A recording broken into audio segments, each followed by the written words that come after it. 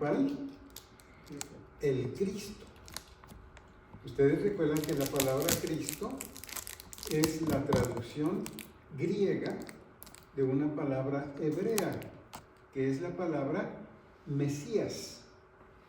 Los judíos estaban educados en que vendría un ungido de Dios. La palabra ungido es la traducción al español.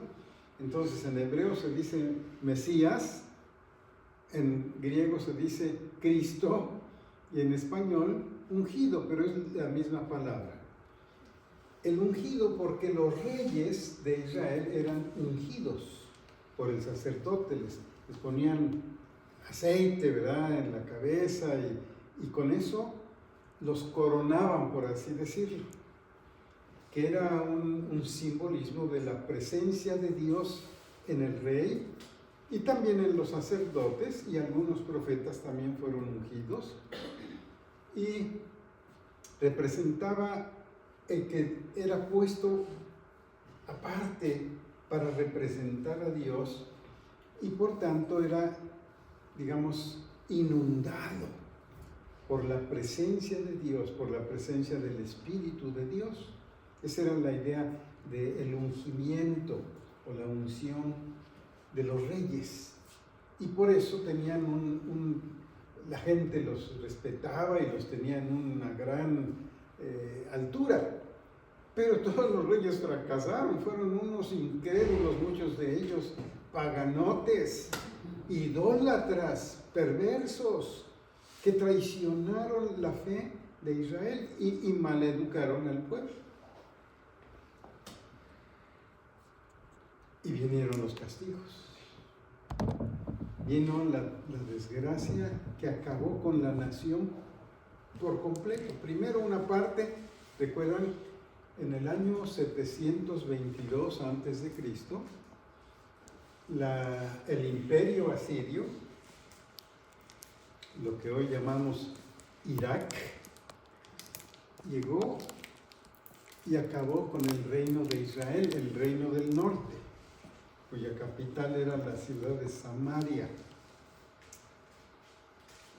Los conquistó, mató miles de ellos y a los que quedaron vivos se los llevó como esclavos y los distribuyó por diversos lugares, los esparció para que no tuvieran la capacidad de volverse a cohesionar, a unir, para que no fueran un problema para el imperio.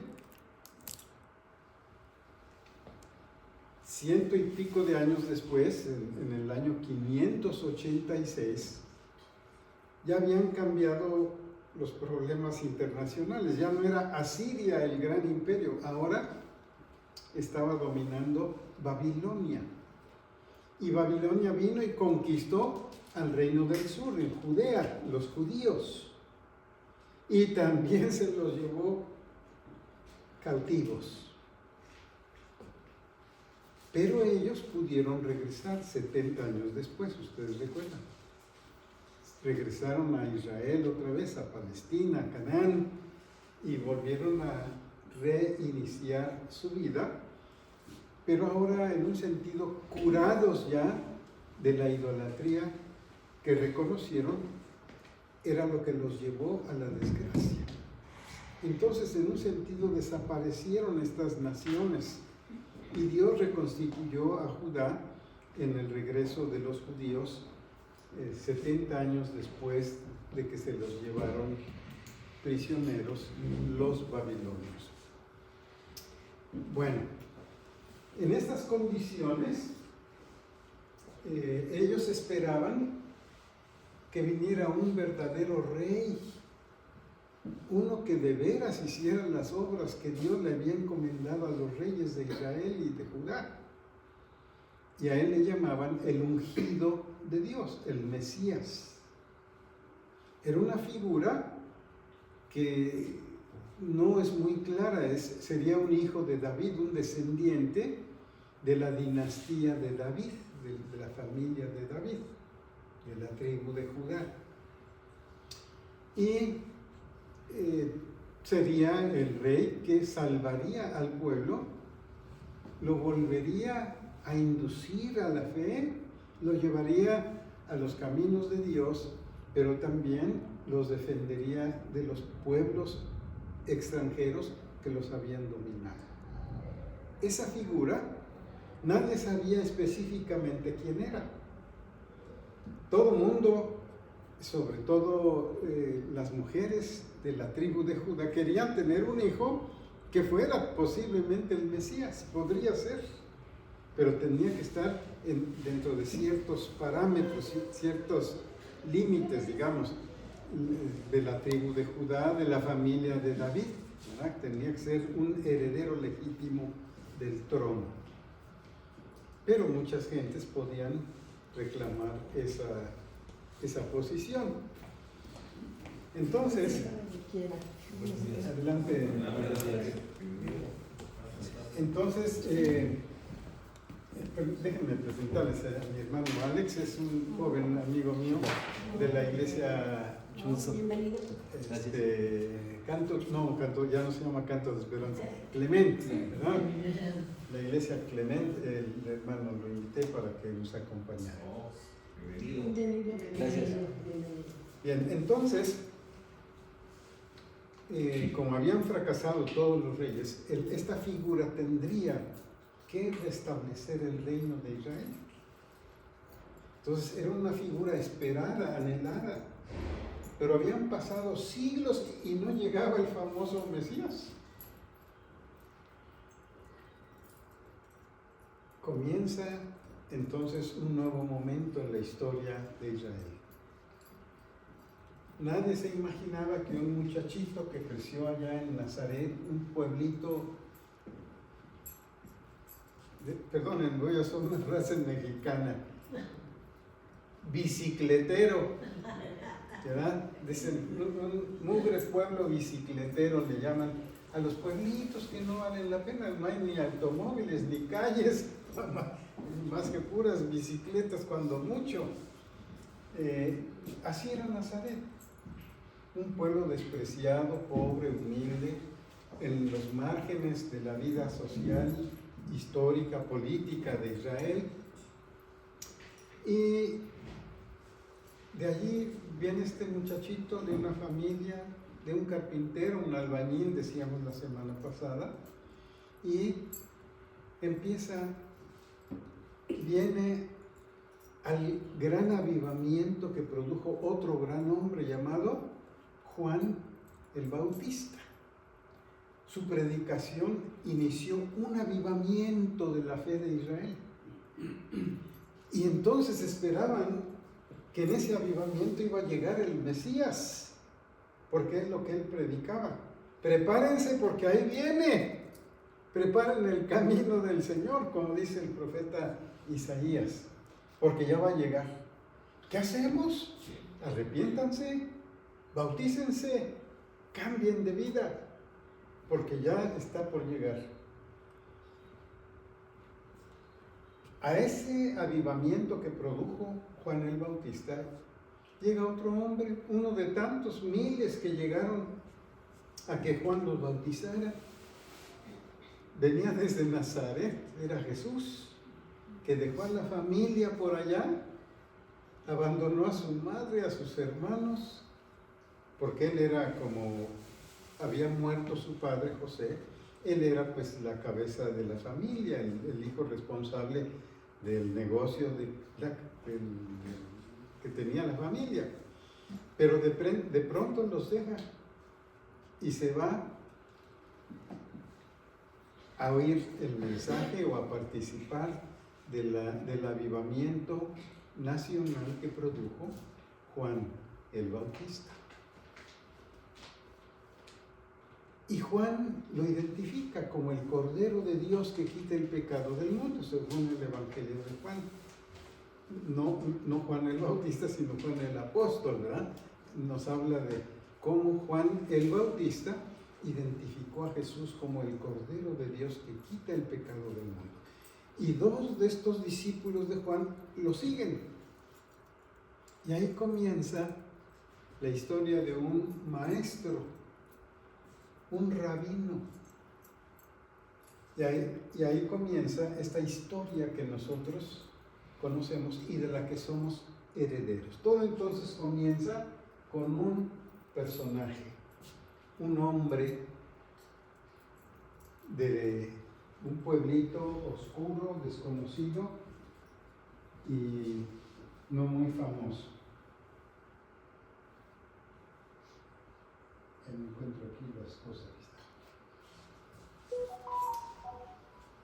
Este predicador, este maestro, empieza, como dijimos la semana pasada, no solamente a predicar y a enseñar, y la gente lo sigue, es muy popular, tiene un gran talento, un carisma, como suele decir la gente, para ser muy simpático, muy atractivo. Era un gran predicador y sobre todo muy crítico, como los profetas, crítico de la religión de Israel, de cómo vivía Israel. Y la gente le gustaba y lo seguían. Pero dijimos la semana pasada que no solamente predicó, empezó a hacer obras portentosas, milagros, sanidad. El pueblo estaba pobre, no tenía médicos, estaba enfermo.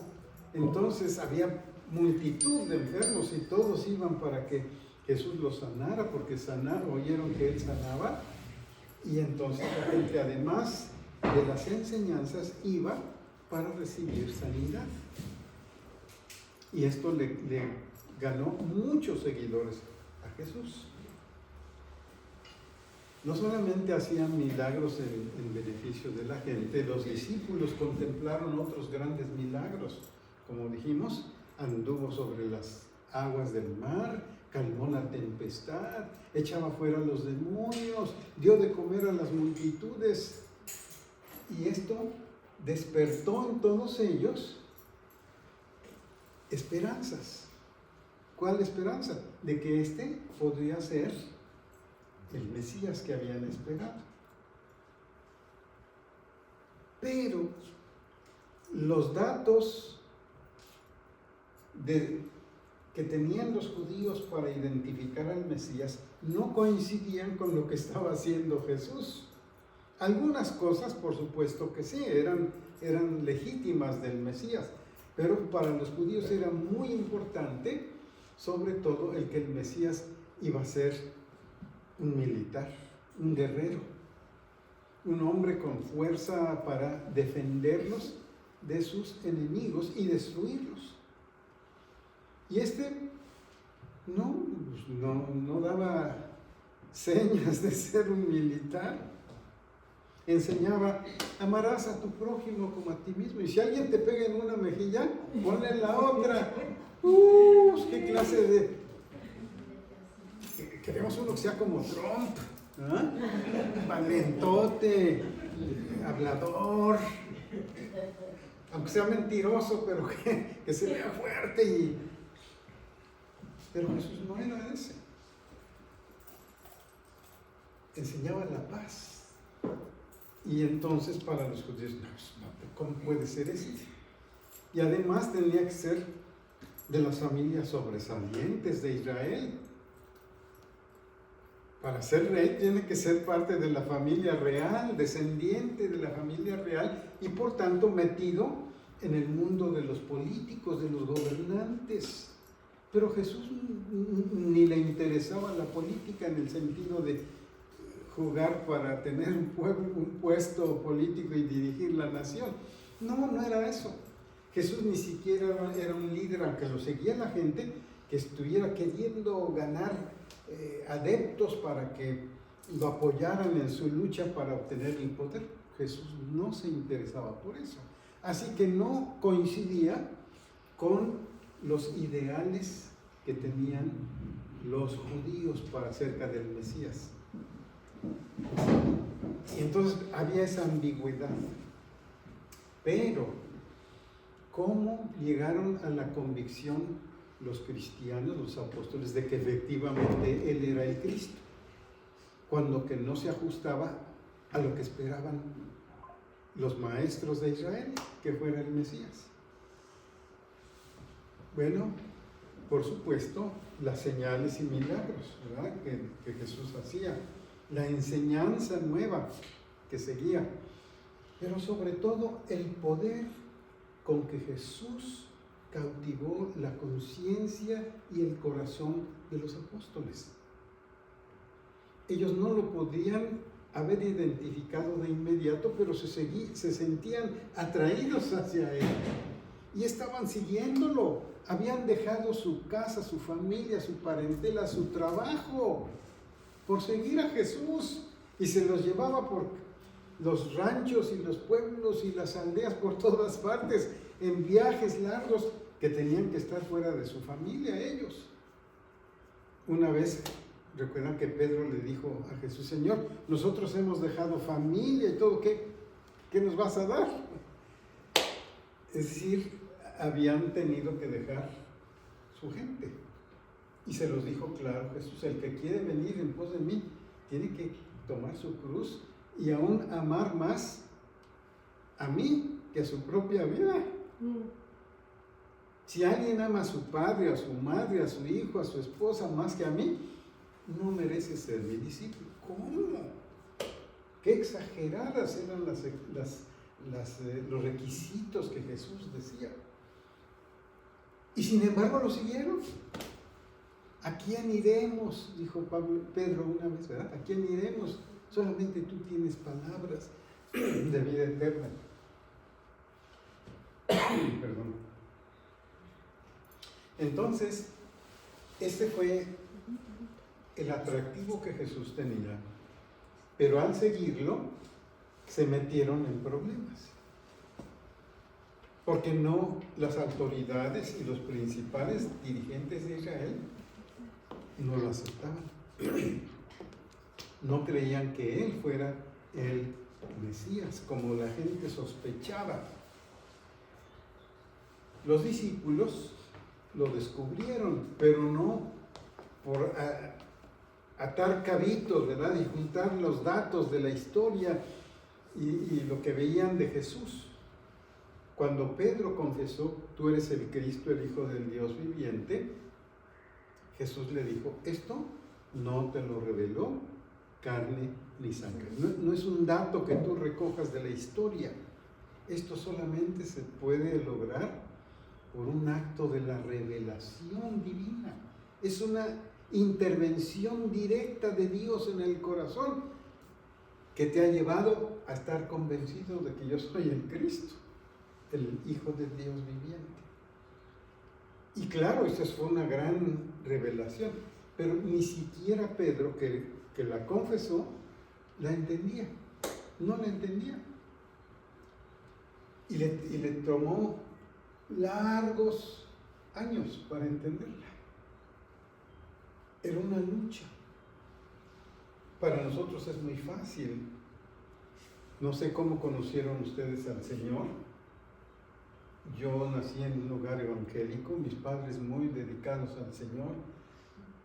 Desde chiquito me enseñaron la palabra del Señor, me llevaron a los pies de Cristo. Para mí no fue problema, pero para Pedro y a todos los apóstoles fue una crisis espiritual, porque no coincidía con lo que enseñaban los judíos. Los judíos tenían su fe bien arraigada, bien firme, en una creencia única, que se nos describe en Deuteronomio 6, 4 en adelante, pero el versículo 4. ¿Qué dice Deuteronomio 6, 4? Muy bien, ¿verdad? Oye Israel, Jehová nuestro Dios, Jehová uno es. Y amarás al Señor tu Dios con todo tu corazón, con todas tus fuerzas, con toda tu mente, con toda tu alma, con todo tu ser. Y estas palabras se las vas a enseñar a tus hijos y las repetirás, etcétera. Todo lo que dice allí después del versículo 4. Esto era el corazón de la fe de Israel y estaba asentado en los mandamientos que Dios le dio a Israel. Y los primeros 4 mandamientos de los famosos 10 mandamientos son dirigidos a Jehová Dios. No tendrás dioses ajenos, no te harás imagen, no los honrarás. Y además guardarás el día de reposo para Jehová tu Dios. Esos 4 mandatos fundamentales constituían el centro religioso de la vida de Israel. Y completamente excluía la idea de los ídolos y de los seres humanos que tenían pretensiones de ser dioses, porque esto era muy común entre los pueblos paganos.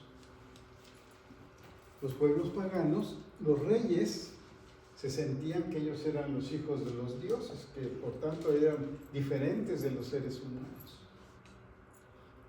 Y los reyes judíos cayeron en esa trampa. Sabían que no debían hacerlo, pero era muy atractivo. Para una persona a la que todo el mundo le obedece y le caravanea y le hace la barba, como decimos en México, se siente muy halagada y coge fuerza y quiere que todos lo obedezcan, y empieza a sentirse como si fuera un dios y se la cree. Eso es en el paganismo. Cuando los paganos establecían un rey, creían que era por mandato divino y que tenía una cierta conexión especial con sus dioses que lo hacían diferente a los otros seres humanos. Y los judíos, pues les gustó la idea también, que no era propia de la fe de Israel, pero se la apropiaron idolátricamente los reyes y se creían muy importantes, ¿verdad? Y por eso empezaron a vivir explotando y oprimiendo al pueblo de Israel, porque se sentían, pues tenían todo el poder. Ellos podían: tráeme esa mujer que está allí bañándose. ¿Quién dijo eso?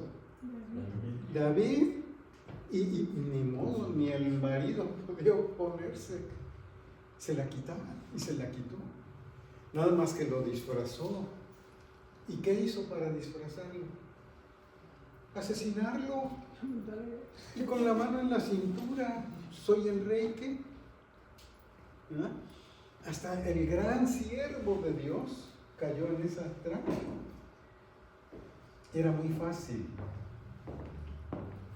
porque eso apela mucho a la naturaleza humana. Pero Dios había querido algo diferente para el pueblo de Israel. Ahora, volviendo a Jesús, Él comienza como un maestro. Los maestros de Israel eran muy famosos. En Israel, originalmente, los maestros de la religión eran los sacerdotes. Tenían la obligación de enseñar al pueblo la ley de Dios. Pero, como eran tan malos para hacerlo, Dios levantó otros hombres suyos, que son los profetas. Pero aparte de los profetas y los sacerdotes, no había más que ellos dos, que eran los enseñadores, los maestros de Israel, y el rey, que debía enseñar al pueblo y darle ejemplo de fe. Pero cuando se quedaron sin rey, cuando los cautivaron los asirios y los babilonios, ya no tuvieron más rey, ya no tuvieron templo, ya no tuvieron sacerdotes, nada más tuvieron profetas. Pero no podían, un profeta solo no podía hacer nada. Y se despertó un nuevo oficio, un nuevo ministerio entre los judíos, el de los que amaban la palabra de Dios y la enseñaban en pequeños grupitos en el mundo donde los habían esparcido sus captores. Y se juntaban, y no faltaba un creyente fiel que conocía las Escrituras y lo reunía para orar, para leer la Escritura. Y así empezaron a surgir los maestros de la ley, o también llamados los escribas, que fueron el ministerio que sustituyó a los profetas y a los sacerdotes. Y de estos hubo muchos escribas. Después establecieron escuelas para que los escribas fueran de verdad doctos. Por eso en otras versiones antiguas se les llama los doctores de la ley. Entonces estos enseñaban al pueblo de Israel. Y Jesús era uno de esos, como muchos otros. La diferencia es que estos otros maestros tenían su escuelita donde enseñaban y las gentes venían allí para tomar las clases. Pero Jesús no tenía ninguna escuelita. Él iba por todas partes predicando y enseñando en los campos y en las casas y donde quiera que él podía, él enseñaba, no tenía límites. Y esa es la diferencia. Jesús es un rabino itinerante. No tiene una escuelita, no tiene seguidores nada más que van a su escuelita a enseñar, a aprender y a seguir sus enseñanzas. Jesús va por toda la nación, principalmente en la región del norte, la región de Galilea, pero también estuvo en Judea, la otra parte del país. Ahora, ya dijimos la semana pasada que Jesús despertó por sus milagros y su crítica a los gobernantes, es decir, a los líderes religiosos, la idea de que él era un profeta. Y sus milagros hicieron surgir la idea de que era el Mesías, pero no era muy claro. Los judíos oficialmente no lo reconocían ni como profeta y menos como Mesías. Pero los cristianos sí. Y acabaron rindiéndole obediencia y honor, como si fuera Dios. Y eso es horrible para un judío. Y ahí es el problema en que se metieron los apóstoles al seguir a Jesús. Lo estaban haciendo como si fuera un Dios. Y eso era chocante para Israel. De hecho, se convirtió en un blasfemo y lo acusaron y lo mataron por blasfemo. Porque Dios había dicho: no te harás ninguna imagen ni cosa semejanza alguna, ni en el cielo, ni en la tierra, ni debajo de la tierra. Y los seres humanos estamos en la tierra. Dios no puede ser como los seres humanos. Y Jesús era un humano, y los apóstoles lo siguieron como si fuera Dios. Y esto era inaceptable para Israel. En un sentido, los judíos tenían toda la razón para crucificar a Jesús. Era un blasfemo. Para nosotros, no, nosotros ya lo vemos ahora desde nuestra perspectiva como divino. Es Dios en carne, pero eso no lo sabían los apóstoles. Ellos lo único que sabían era que era hijo del carpintero. Es más, la gente tenía dudas de su legitimidad como hijo. ¿Se acuerdan? Creían que era un hijo nacido fuera de matrimonio. Era un bastardo. Y se lo dijeron a Jesús: nosotros no somos nacidos de fornicación. Y era una acusación directa a Jesús. Tenían dudas y todos sabemos por qué.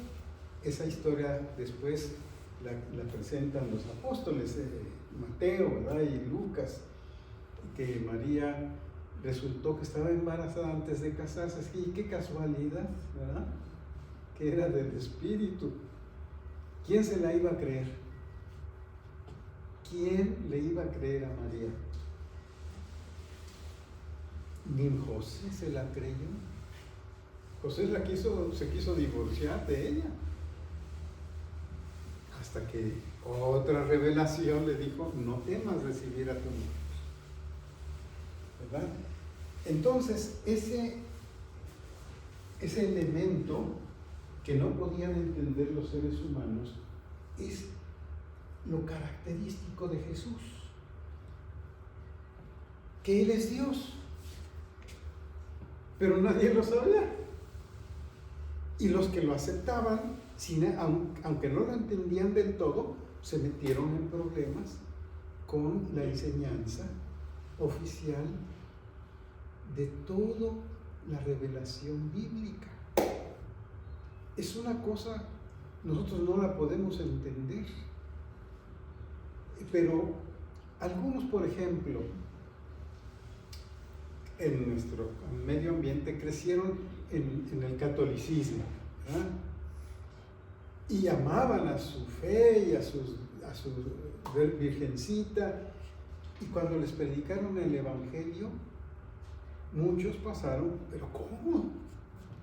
¿Tengo que dejar lo que yo creí? No, yo no. Si mi mamacita me dijo antes de morirse: y cuidado que te me haces protestante, ¿verdad? Tú no tienes por qué dejar la fe.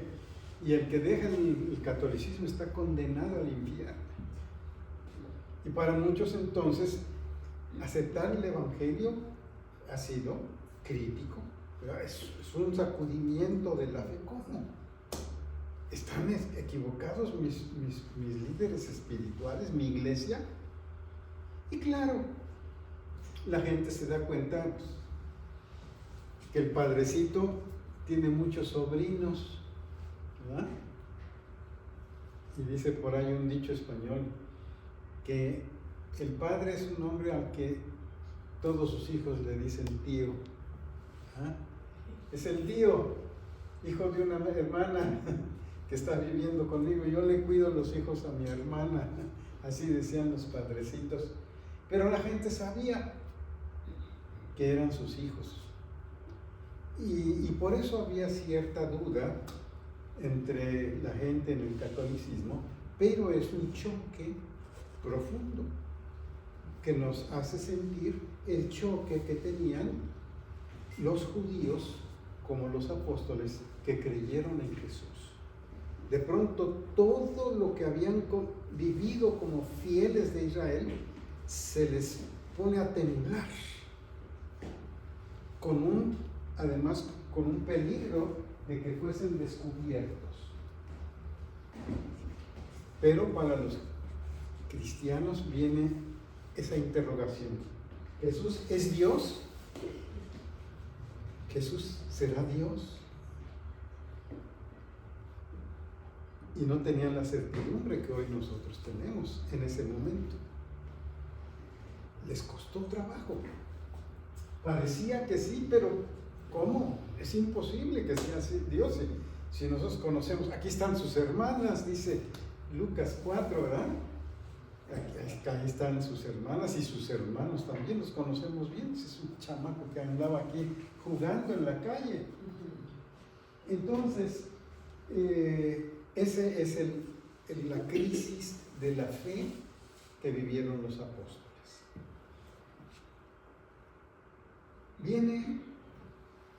Pasan los días del ministerio de Jesús. Jesucristo es crucificado, y con la crucifixión pues les cae un balde de agua fría a los apóstoles, a los seguidores. Se les acabaron las esperanzas.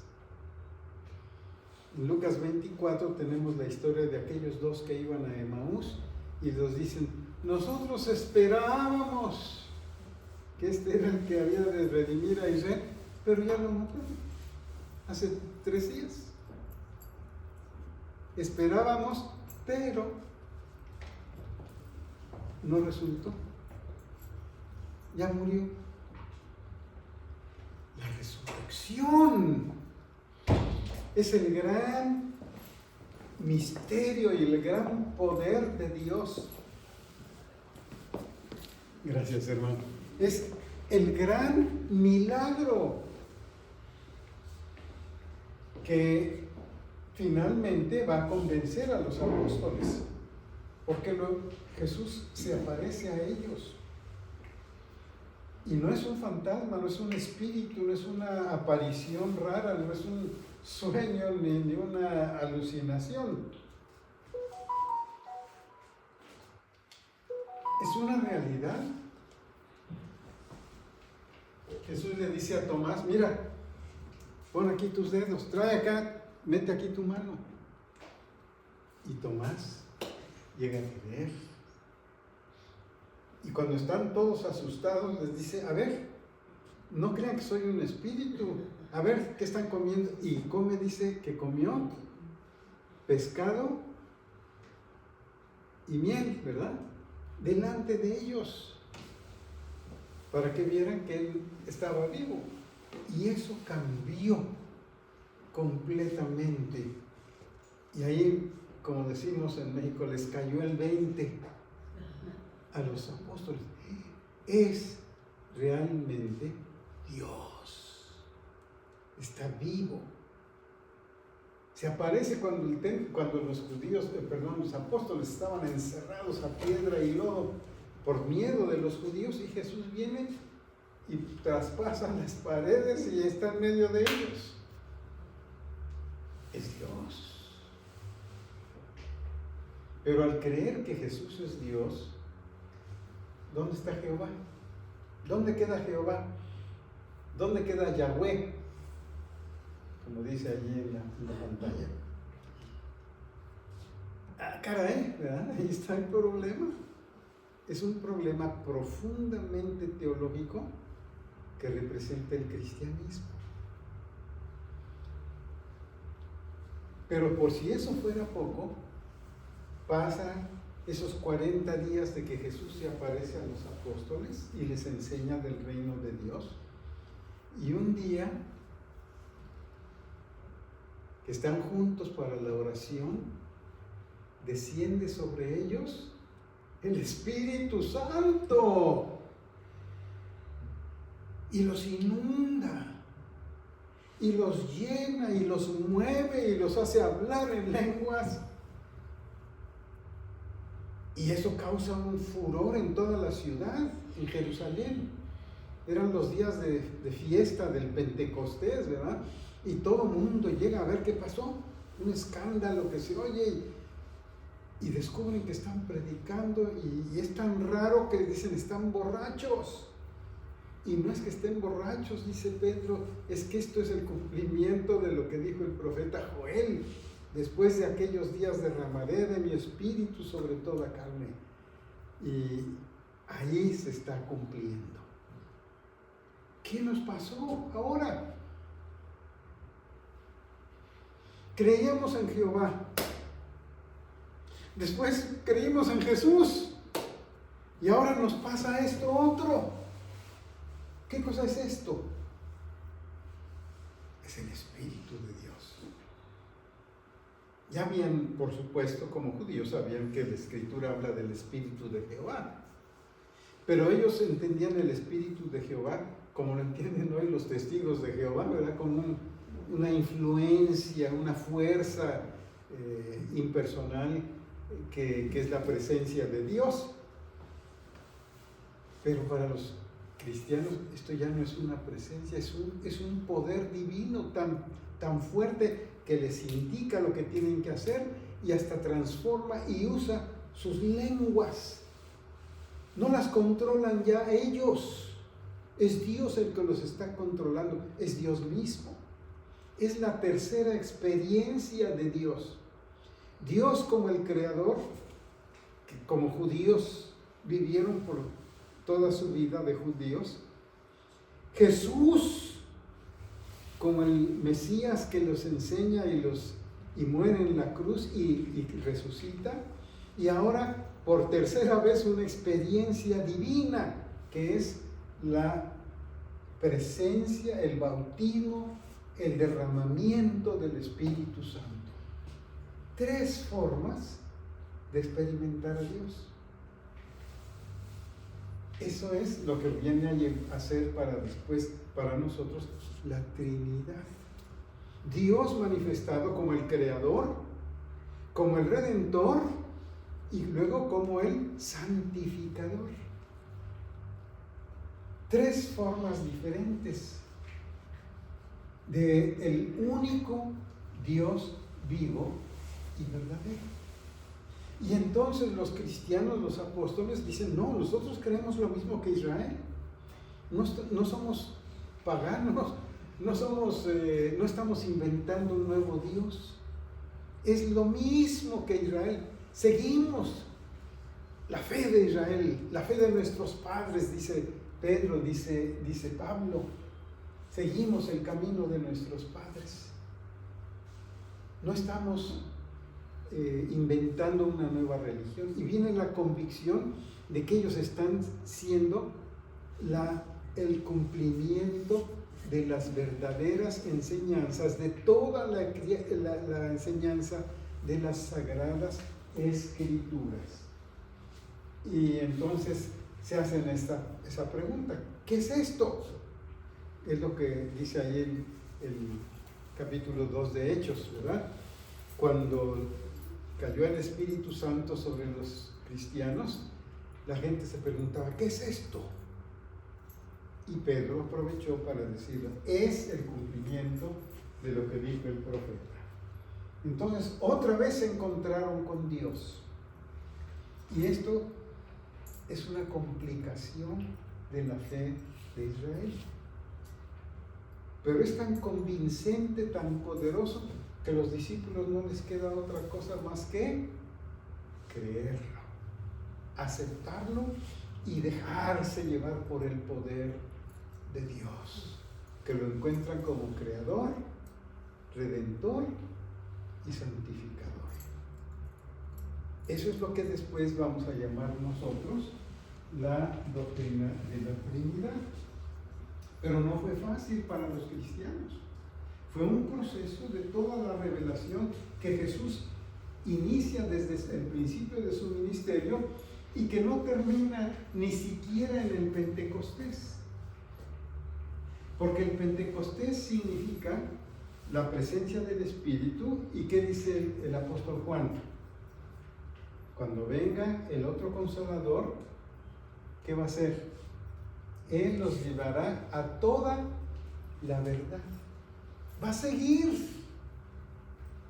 Y los apóstoles son ese instrumento por el cual Dios completa su revelación.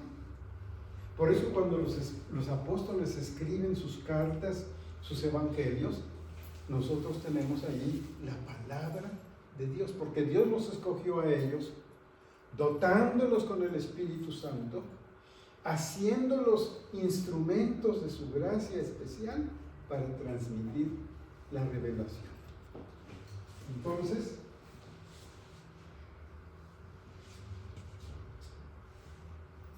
vamos a decir aquí, en primer lugar, los discípulos han tenido una triple experiencia de lo divino. ¿Cómo la entienden ahora? Bueno, ahora la ven a la luz de las Escrituras. Todo el Antiguo Testamento se convierte en una clave, en una pista que les ayuda a entender lo que pasó en sus vidas. En el capítulo 24, otra vez de Lucas, cuando estos dos caminantes iban, Jesús se les aparece y dice que les abrió la Escritura. Y comenzando desde Moisés y por todos los profetas, les declaraba en todos los escritos lo que decían de él. ¿Ven? La Biblia misma, la historia de Israel, se convierte en el libro que les ayuda a los cristianos a interpretar lo que ha pasado con ellos, la revelación contundente, poderosa que Dios acaba de plasmar en sus corazones. Entonces la empiezan a entender a través de las Escrituras. Y van viendo que este es el propósito eterno que Dios se había hecho desde antes de la fundación del mundo. Pero para eso todavía van a pasar varios años antes de que esto lo descubran los apóstoles. Muy bien. Entonces, tienen tres modos de interpretar la misma realidad. Pero es el mismo Dios, la misma realidad. Y viene entonces un salto definitivo. Nuestro Dios es Padre, Hijo y Espíritu Santo. Es verdad que Israel le llamaba a Jehová nuestro Padre. Era el Padre de la nación. Pero Jesús enseñó además que es un Padre individual. Jesús le llamaba Abba, Padre, Papi. Y cada ratito, mi Padre y mi Padre y mi Padre. Y después dice, suba a mi Padre y a vuestro Padre. También es el Padre de ustedes. Y cuando quieran orar, van a orar de esta manera: Padre nuestro. Y entonces Dios se convierte ya no en el Dios lejano de Israel, sino el Padre íntimo que cuida a sus niños y les dice, papi. En Israel, Dios era, vamos a usar esta palabra, trascendente. ¿Qué quiere decir esto? Que la gente no puede llegar a Él. El culto del templo estaba simbolizado precisamente para mostrar que Dios no puede ser cogido y manipulado por los creyentes. ¿Cómo estaba organizado el templo? Los judíos no entraban al templo, ¿verdad? ¿A dónde se quedaban? Afuerita. Nada más llegaban hasta el altar de los sacrificios. Allí entregaban sus víctimas, sus corderitos, y allí los sacerdotes y los levitas los mataban, los ofrecían al Señor, y ya los judíos se salían. Es más, nada más podían entrar los varones. Las mujeres no entraban hasta allá. A las mujeres tenían que quedarse, y los niños en otro atrio más afuera, y luego el atrio de los gentiles, donde podían entrar todos los visitantes que venían de otros países y que no eran creyentes. Podían ir a las fiestas religiosas, pero no tenían acceso al templo. Allá adentro en el templo solo los sacerdotes y levitas podían estar. Y luego ni siquiera ellos tenían el privilegio. ¿Quién hacía los sacrificios? Nada más los sumos sacerdotes. Claro, se distribuían elementos del culto y todos podían participar, los sacerdotes y levitas. Pero ¿quién entraba al lugar santísimo? Solo el sumo sacerdote. ¿Y cuántas veces entraba? Una sola vez al año. Fíjense cómo está diseñado el culto para distanciar a los creyentes de la presencia viva de Dios allí en el lugar santísimo, con el arca y los arcángeles, los querubines, ¿verdad? Ni siquiera el sacerdote podía entrar como quien entra a su casa. Era una forma de enseñar a Israel que con Dios no se juega, ¿verdad? Que no lo podemos manejar como se manejan los ídolos paganos, que la religión no es para que nosotros la manejemos a nuestro gusto, sino que nuestro Dios está por encima y más allá de lo que nosotros podamos hacer. Bueno, Jesús nos dice que ese Dios lejano ahora es nuestro papi. Y eso trae bendición, alegría, satisfacción, gozo, poder a la vida.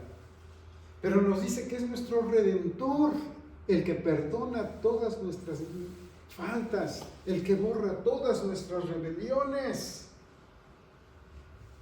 el que nos lleva al paraíso, como le dijo al ladrón que murió en la cruz con Jesús, también hoy estarás conmigo en el paraíso. El que nos abre el camino al Padre y luego nos inunda en el Pentecostés con su Espíritu Santo para sellarnos, para garantizarnos que Él y nosotros somos uno y estamos con Dios. Pero es el mismo Dios, no son tres dioses. Y eso cuesta trabajo entenderlo. Nosotros lo repetimos, ¿verdad? Porque nosotros decimos, creo en un solo Dios, ¿verdad? Creemos en un solo Dios. Padre, Hijo y Espíritu Santo, en tres personas. Y lo decimos con una cierta facilidad, aunque ni lo entendemos, porque es un misterio. Pero para los cristianos originales eso tomó años. Es más, tomó siglos, como vamos a ver en la historia. Entonces, la palabra Trinidad, que es el término que usamos para describir la experiencia cristiana de Dios, no es una palabra que está en la Biblia. ¿Qué nos dicen los testigos de Jehová? Eso de la Trinidad no está en la Biblia. Y la palabra Trinidad no está en la Biblia.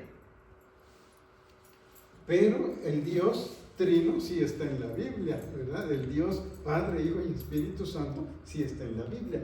Entonces lo único es que, aunque la palabra no es una palabra bíblica, es una palabra aproximada que usamos en el lenguaje cristiano para describir esta experiencia de Dios como creador, redentor y santificador. Como Dios se reveló en la historia, primero en la creación, luego en la crucifixión, resurrección y luego en el Pentecostés. Padre, Hijo y Espíritu Santo. Eso se ha recogido en nuestro propio ser con una experiencia inexplicablemente maravillosa de salvación y de vida eterna y de presencia poderosa de Dios en nuestras vidas. Y luego los expertos, ¿verdad? Los sabios de la iglesia le pusieron la palabra Trinidad. Esa la inventó un abogado.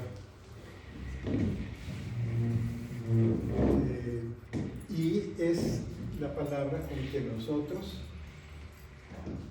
le llamamos a la experiencia y a la revelación bíblica, evangélica acerca de Dios. Ahora, nosotros conocimos a Dios como el Creador, luego como el Redentor en Jesús, y luego como Espíritu Santo en el bautismo del Pentecostés. Pero eso que yo experimenté, dice Pedro, dice Pablo, dice todos los cristianos, ¿de veras es Dios? Y la Escritura dice, de veras. Amén. Sí, amén. Ese es Dios. Y entonces Dios es como se revela. Lo que conocieron los cristianos en la experiencia de la fe es idéntico con lo que Dios es y ha sido por toda la eternidad. Y eso lo recogemos en unas palabritas también técnicas que ustedes tal vez deben conocer bien. Se suele llamar la Trinidad ontológica y la Trinidad económica a esta realidad. ¿Qué quiere decir? La palabra económica no tiene que ver nada con dinero. ¿verdad? Sino que se usa en el sentido originario de la palabra economía. La palabra economía en el idioma griego es la palabra oikonomía, que quiere decir la ley de la casa. Oikos es la palabra casa. Nomos es la palabra para ley. La ley de la casa. Es decir, son las instrucciones que da el jefe de la casa a su administrador, que era un esclavo, para que cuidara de su casa. El patrón le decía, mira, tú me le vas a dar de desayunar a todos los peones. Los vas a mandar a las 7 de la mañana, tienen que estar allá en el campo trabajando con la yunta de bueyes y sembrando y cultivando y cuidando mis tierras y mis vacas y ordeñando y todo tienen que hacer eso. Y les da la instrucción. Y les vas a dar tanto de comer y a tales horas. Y le vas a poner a este que haga esto y a aquella mujer a que haga lo otro. Y así les dice. Y tú te encargas. Estas son las normas. Y me tienes que entregar todo lo que se coseche. No dejes que nadie se robe nada. Nada más vas a dejar lo que dice la ley para los pobres. Pero todo lo demás me lo recoges, me lo pones aquí y me lo escribes en este librito y me llevas las cuentas bien. Esa es la norma, la ley de la casa, es lo que quiere decir. Y entonces nosotros entendemos la administración, o también usamos la palabra dispensación. ¿Qué es un dispensario? ¿Ustedes conocieron esa palabra en otros países o aquí? ¿Qué es un dispensario? Es un lugar donde se guardan cosas, ¿no? Es un lugar donde se guarda algo. Donde se guarda algo y se distribuye, se reparte. Un dispensario de medicina donde va la gente a que le den de medicina para su vida, para su salud. Esos son los dispensarios. Y nosotros le llamamos despensas, ¿verdad? Donde se distribuyen despensas. Aquí ¿dónde hay despensas? Aquí hay despensas, ¿no? Que distribuyen despensas en la iglesia, en Cícero, en la villita, donde la gente va a recoger despensas. Es un dispensario, una distribución. Es la administración de los bienes para el pueblo. Entonces, Dios administra su revelación. ¿Cómo la administró? En la historia, cómo se fue revelando. En todos estos acontecimientos de la historia, Dios se fue revelando. Y lo conocimos como nuestro Creador, como nuestro Redentor y como nuestro Santificador. Esa es la doctrina de la Trinidad económica, es decir, cómo se ha dispensado, cómo Dios ha administrado su revelación a lo largo de los siglos. Y luego reconocemos que esta realidad es idéntica con lo que Dios es en su naturaleza íntima, en su ser personal. Es lo que quiere decir la palabra ontológico. La palabra on y su genitivo es ontos, es una palabra griega que quiere decir ser, el ser de Dios. Lo que Dios es idéntico a la forma en que Dios se revela. Lo que Dios es coincide perfectamente con lo que nosotros descubrimos en la revelación histórica. Y entonces la Trinidad usa esos dos términos técnicos para decir que el Dios que nosotros hemos conocido en la experiencia es el único, vivo y verdadero Dios que se nos revela como Él es.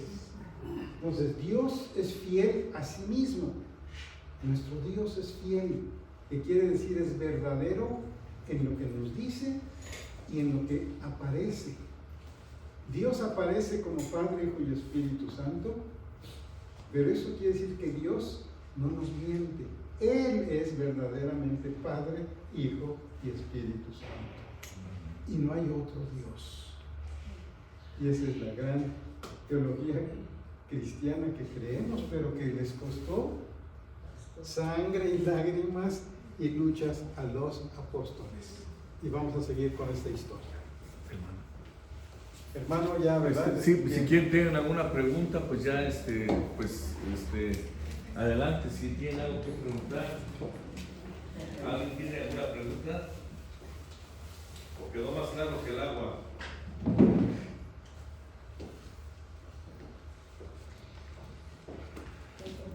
No hay preguntas. No hay preguntas. No, pues qué bárbaros. Entonces, la tarea, ¿cuál sería la próxima semana, hermano? La próxima semana la carta de Gálatas, nada más. Ya no lean las tres, nada más lean Gálatas.